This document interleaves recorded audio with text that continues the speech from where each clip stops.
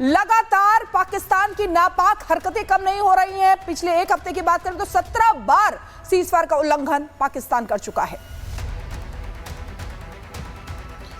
देखिए बिल्कुल 25 तारीख से बात करें, 25 अप्रैल से पाकिस्तान की तरफ से युद्ध विराम उल्लंघन की शुरुआत हुई और पिछले 7 दिनों में पाकिस्तान की तरफ से 17 बार जो है युद्ध विराम का उल्लंघन हुआ है। आज अगर बात की जाए तो देर रात पाकिस्तान की तरफ से जम्मू के अखनूर सेक्टर, बारामूला के उड़ी सेक्टर और कुपवाड़ा जो है वहाँ पर जो है लाइन ऑफ कंट्रोल पर पाकिस्तान की तरफ से युद्ध विराम का उल्लंघन किया गया है। समय जो बताया जाता है युद्ध विराम उल्लंघन का तकरीबन कल देर रात 10:30 बजे से लेकर आज सुबह तकरीबन 4 बजे के बीच में पाकिस्तान की तरफ से इन 3 सेक्टर्स पर जो है युद्ध विराम का उल्लंघन किया गया है, जिसका भारतीय सेना ने मुंहतोड़ जवाब दिया है। लेकिन जिस तरह से पिछले 7 दिनों में 17 बार युद्ध विराम का उल्लंघन हुआ है, वो एक बात बिल्कुल साफ करता है कि आने वाले दिनों में पाकिस्तान की ये हरकत रुकने नहीं वाली। क्योंकि आपको याद होगा कि परसों ही भारत और पाकिस्तान के डीजीएमओ लेवल की स्तर की बातचीत जो है हॉटलाइन पर हुई थी। डायरेक्टर जनरल मिलिट्री ऑपरेशंस ने ये दोहराया था, पाकिस्तान को चेताया भी था, कहा था कि जो 2021 में भारत और पाकिस्तान के बीच समझौता हुआ है कि लाइन ऑफ कंट्रोल पर शांति बनी रहे, उसे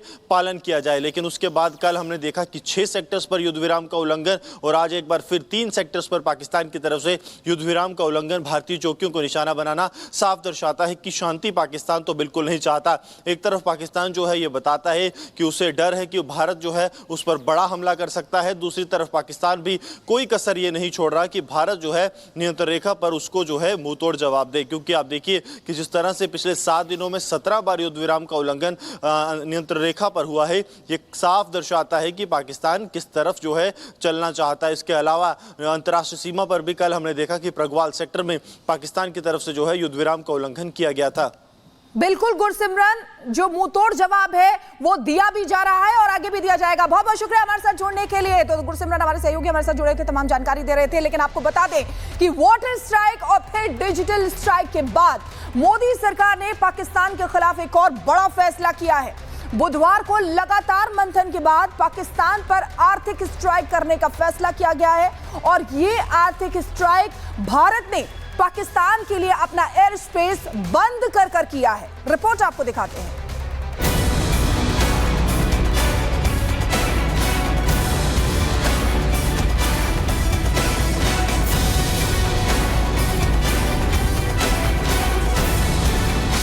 पहलगाम में खूनी खेल खेलने वाले आतंकिस्तान को लगातार करारा जवाब मिल रहा है।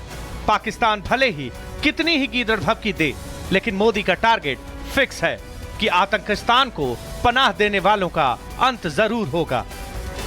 पहले सिंधु नदी का पानी रोककर वाटर स्ट्राइक की गई, फिर यूट्यूब चैनल्स पर पाबंदी कर डिजिटल स्ट्राइक और अब एयर स्पेस बंद कर आर्थिक स्ट्राइक की गई है। पाकिस्तानी नागरिकों के वीजा रद्द करने और उन्हें उसके देश वापस भेजने के बीच भारत ने पाकिस्तान की सभी उड़ानों पर पाबंदी लगा दी है। भारत ने एयर मिशन को नोटिस टू एयरमैन यानी नोटम जारी कर दिया है और 23 मई तक सभी पाकिस्तानी विमानों और एयरलाइंस के लिए अपना एयर स्पेस बंद कर दिया है। इस दौरान किसी भी पाकिस्तानी विमान को भारतीय हवाई क्षेत्र में एंट्री की इजाजत नहीं होगी, यानी पाकिस्तान रजिस्टर्ड कोई भी विमान या मिलिट्री एयरक्राफ्ट भारतीय एयर स्पेस में नहीं घुस सकता। मोदी सरकार ने अपने इस फैसले से आतंकियों को पालने वाले को कड़ा संदेश दिया। पीएम मोदी का ये कदम पाकिस्तान को सीधे तौर पर आर्थिक रूप से चोट पहुंचाएगा। पाकिस्तानी एयरलाइंस को अब लंबे और घुमावदार रास्तों का इस्तेमाल करना होगा। इससे उड़ानों की दूरी और समय बढ़ेंगे, ईंधन की खपत बढ़ेगी, परिचालन लागत में इजाफा होगा, यात्रियों के लिए टिकट की कीमतें भी बढ़ सकती हैं। पहलगाम नरसंहार के बाद भारत ने पाकिस्तान पर लगाम कसने के लिए जो सबसे पहला कदम उठाया वो था सिंधु जल समझौता स्ट्राइक, जिसका असर अब दिखने भी लगा है। पानी पर पूरी तरह से नकेल कसने के लिए गृह मंत्री अमित शाह के आवास पर एक बार फिर बैठक भी हुई। बैठक में विदेश मंत्री एस जयशंकर और जल शक्ति मंत्री CR पाटिल भी मौजूद थे। बैठक का एजेंडा सिंधु जल समझौते पर रणनीति को लेकर मंथन करने का था। पाकिस्तान में पानी की कमी से गृह युद्ध जैसे हालात दिखने लगे हैं। अब एयर स्पेस में नो एंट्री के जरिए आर्थिक स्ट्राइक भी हो गई है। पाकिस्तान के हालात को समझना मुश्किल नहीं होगा। सीधे तौर पर कहें तो भारत ने पाकिस्तान को कूटनीतिक और आर्थिक रूप से घुटनों पर ला दिया है। भारत से पंगा लेना पाकिस्तान को इतना भारी पड़ने वाला है, इसकी कल्पना इस्लामाबाद ने भी नहीं की होगी। Bureau report, Republic Bharat. बुधवार को पीएम मोदी ने 5 बड़ी बैठक की। शुरुआत सुबह 11 बजे सीसीएस यानी कैबिनेट कमेटी ऑन सिक्योरिटी की बैठक से हुई। इसके बाद सीसीपीए यानी cabinet committee on political affairs की मीटिंग हुई। तीसरी मीटिंग सीसीईए यानी cabinet committee on economic affairs की हुई।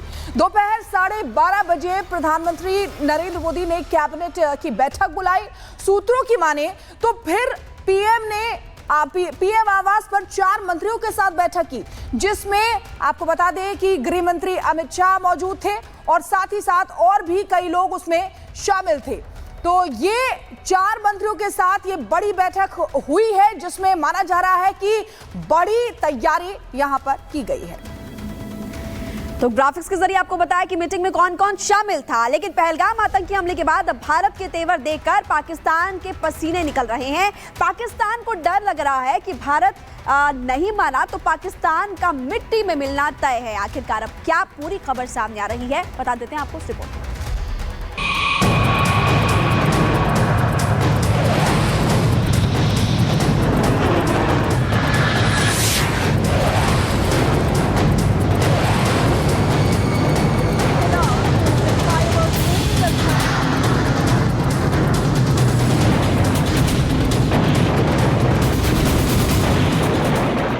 पाक की सिट्टी पिट्टी गुम है।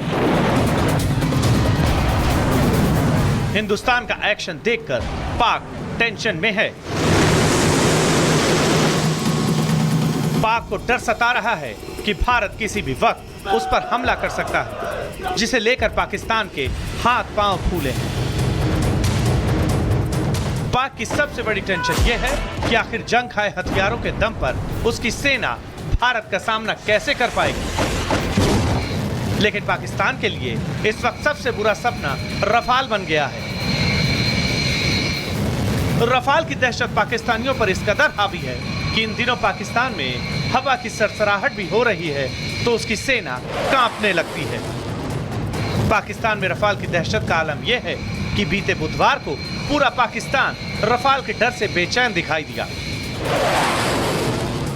पाकिस्तानी सेना अलर्ट पर चली गई और पाक वायुसेना के कैंप में सायरन बजने लगे। दरअसल हुआ ये कि बुधवार को अचानक पाकिस्तानी सेना के कान बजने लगे। उन्हें हवा में रफाल की दहाड़ सुनाई देने लगी। पाकिस्तान को लगा कि भारत ने हमला कर दिया है। इसके बाद आनन फानन में पाकिस्तानी एयरफोर्स को अलर्ट जारी कर दिया गया। बाद में पता चला कि ऐसा कुछ भी नहीं है। सवाल है कि आखिर पाकिस्तान में रफाल को लेकर इतना डर क्यों है? तो रफाल की दहशत की वजह समझिए। दरअसल पाकिस्तान के पास भारत के फाइटर जेट रफाल के मुकाबले के लिए कोई फाइटर जेट है ही नहीं। रफाल का सामना करने के लिए वो जिस F-16